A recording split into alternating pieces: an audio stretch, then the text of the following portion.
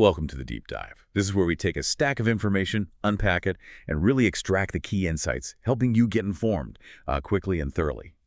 Today we're diving deep into something pretty seismic, really, in the entertainment world. China's huge fake box office scandal and these really serious allegations connecting it to potentially trillions of yuan in money laundering overseas. We've all heard whispers, right, about China's box office numbers maybe being a bit inflated. But what's the real story here? How deep does this go? Our mission today is to try and unpack how the glittering world of cinema could apparently become a channel for some very sophisticated financial crime. Yeah, and for this deep dive, we've pulled insights from some comprehensive investigative reports and analyses, specifically looking at pieces like China's fake box office, a money laundering scandal, and also China's box office fraud, how phony ticket sales hurt the film industry. Right. Solid sources. And you mentioned trillions. That's where it gets really interesting. So let's get straight into it. What exactly is this scandal and just how big are we talking? Well, the scale is. It's honestly hard to grasp. As of, let's see, August 13th, 2025, reports are suggesting trillions of yuan in these fake ticket sales. And it's not just about puffing up movie earnings anymore. Oh. The allegation now is that it's actively laundering illicit funds out of the country. Some of these 2025 exposés are claiming over 5 trillion yuan since just 2020. 5 trillion. Yeah, that's what, roughly 700 billion US dollars in fake sales. That's staggering. I mean, what's the official market size again? Officially around $60 billion. So this alleged fraud figure just completely dwarfs the legitimate market. Wow. Okay, so this isn't just some minor accounting trick. This is massive. But is this a totally new thing, or has something like this been brewing for a while? That's a really good question. And if you look at the bigger picture, no, it's not entirely new. China's film industry, as you know, has had this explosive growth. It was even poised to overtake Hollywood. We saw over $15 billion in ticket sales reported in 2024.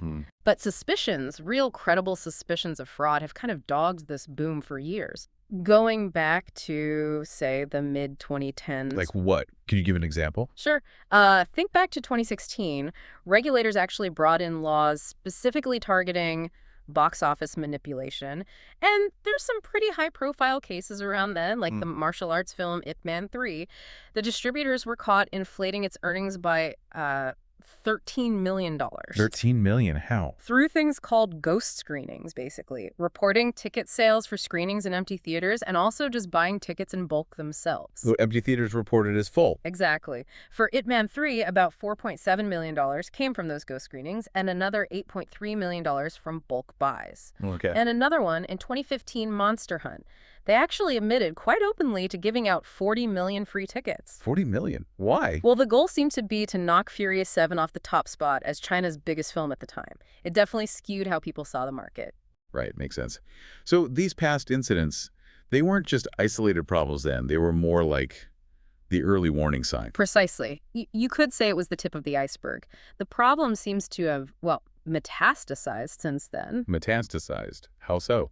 These recent viral exposés, particularly the ones in July and August 2025, like videos from the China Observer channel, they're alleging that these fake box office figures have now become part of a really sophisticated money laundering machine. Okay, so going beyond just inflating numbers for prestige or investment. Exactly.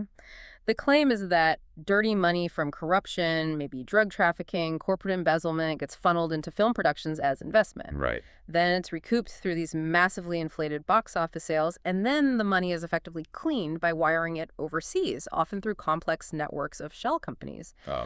And, you can kind of see a precursor to this maybe in the Fan Bingbing tax scandal back in 2018. Oh, yeah, I remember that, the yin-yang contracts. Exactly. Those dual contracts, one showing a lower official salary, the other the real, much higher amount. She got hit with a huge fine, like $129 million. It sort of hinted that these kinds of deceptive financial practices could become, well, an industry norm, potentially paving the way for even larger scale stuff like money laundering. That's a really chilling thought, how one thing leads to another. So, okay, how does this actually work on the ground? How do they manage these ghost screenings and these massive laundering operations? It sounds incredibly complex. It is complex. At its core, it seems to be a multi-layered operation, and it really exploits the lack of transparency in the ticketing system. Okay, so layer one. Layer one is still those ghost screenings and bulk purchases. Distributors buying tickets for their own movies, often using the big online platforms like Maoyan or Taopiaopiao. maybe for screenings that don't even exist or completely empty. Like the Ipin 3 example. Exactly. But scaled up. Remember Us and Them in 2018? They had to refund about 13 million yuan worth of pre-sale tickets because it looked suspiciously like they'd just bought them themselves to create buzz. Right. Now imagine that amplified. A single big movie might report billions in sales, but a chunk of that could be from empty seats, backed up by fake digital records. Sometimes they might even use hacked systems or insiders to create those records. Okay, so that inflates the numbers. But boosting numbers isn't the same as laundering money. How does the dirty money get cleaned? That's the next layer. It involves underreporting and revenue shifting. Underreporting. Yeah. So some theaters might not report all their actual cash ticket sales. They pocket the difference. This creates a kind of off-the-books slush fund. Okay. And then they can potentially use that unreported cash or shift reported revenue towards films they want to boost, maybe domestic films favored by distributors or even officials. Ah, I see. So they take cash from one movie and assign it to another. That's the allegation. We saw hints of this back in 2015. There was a propaganda film, The 100 Regiments Offensive. It was accused of basically siphoning box office revenue away from Hollywood's Terminator, Genesis. Paramount probably lost something like $11 million because of that. Wow. And how widespread is this underreporting now? Well, experts in 2025 are estimating it could be anywhere from 10% to maybe even 40% of total ticket sales going unreported. Think about that slush fund. That's enormous. It is. Back in March 2017, regulators penalized over 300 theaters for this kind of thing. Some were even shut down for 90 days if they underreported more than 1 million yuan. China's own film bureau head at the time, Zhang Hongsen, he estimated maybe 10% of the entire 2015 box office might have been stolen this way. That's like $680 million. Incredible. Okay, so you have inflated numbers from ghost screenings and unreported cash creating slush funds. How does that tie into the actual laundering pipeline? Right, the money laundering pipeline itself. This is where the illicit funds allegedly enter the picture directly. Imagine someone needs to clean, say, 1 billion yuan. They might invest it in a film production, but the film's actual budget might only be 500 million yuan. The budget gets artificially inflated on paper to, say, 2 billion yuan. So that extra 1.5 billion. That's where the dirty money could potentially be absorbed.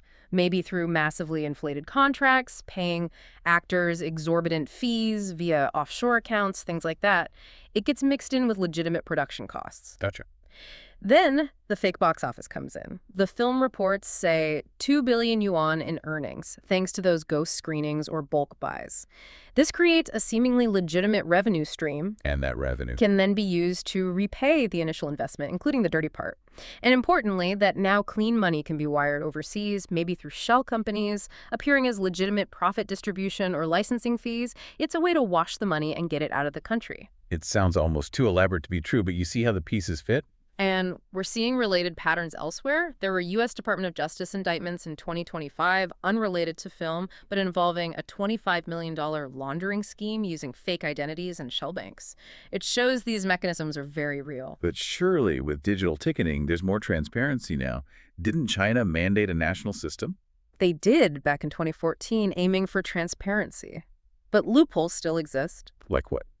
Well, for one, AI bots can apparently be used to simulate bulk ticket purchases online, making fake demand look real. And even systems that sound secure, like maybe blockchain-based ledgers. Yeah. They're only as good as the data put into them. If the initial transaction record is faked, if you record a sale for a ghost screening, the blockchain will just faithfully record that fake transaction. Technology isn't a silver bullet against deliberate fraud. That's a really crucial point. So given how complex and systemic this sounds, who are the players involved? Is it just shady distributors or does it go higher? The network seems pretty extensive.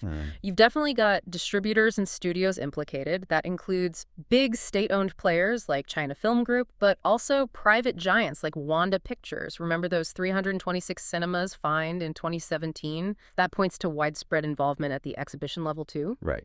Then there are celebrities and producers. Maybe not always directly involved in the laundering mechanics, but potentially benefiting from or enabling these bloated productions. Those 2025 reports specifically allege some producers might be using films as vehicles to launder funds, perhaps by overpaying talent through those offshore accounts we mentioned, echoing the Fan Bingbing case. And the cinemas themselves, the platform. Absolutely. Theaters and platforms like CGV or the big online sellers like Maoyan and Taopiao. Yeah. Maoyan was caught up in that us and mem refund issue, and having just a couple of platforms dominate online sales, as experts have pointed out, can make manipulation easier. It centralizes control. And what about the government? The regulators like SAR-FTT, are they trying to stop this, or is it more complicated? That's a tricky question. SAR-FT has conducted crackdowns in the past, like in 2016 and 2017, but critics sometimes call these actions performative, not really tackling the root causes. Performative how? Well, there are allegations, or at least suggestions, that there might be some level of state complicity or perhaps willful ignorance.